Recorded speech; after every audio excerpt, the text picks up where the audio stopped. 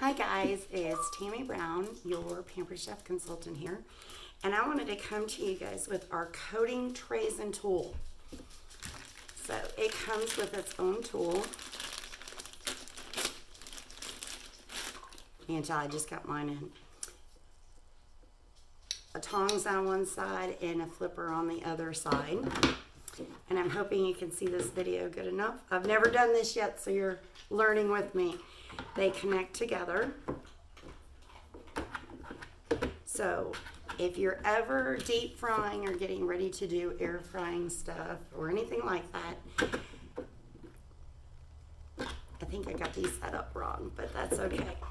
You remember flour, egg, and flour, or your coating or anything. That is the best way to remember if you forget which way to go. You do your flour first, because most of the time your meat or vegetables or something you're doing is wet.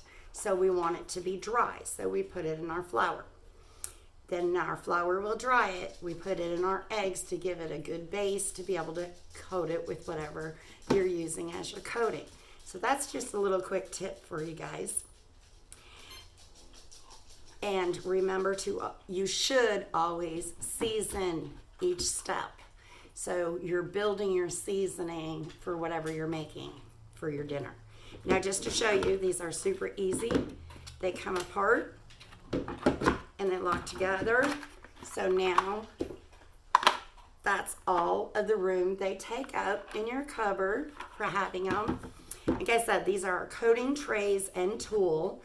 And as usual, with everything you get, it has what it is, the item number, how to take care of it, how to clean it, use and care. So this is item number 2605.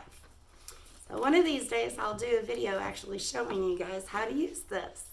But I just wanted to come to you real quick and show you how to do it and give you that little tip about making deep fried foods. To remember, flour, egg, flour, or whatever your last one is, can be your coating mix. So I hope you enjoyed this little tip, and you have a great day.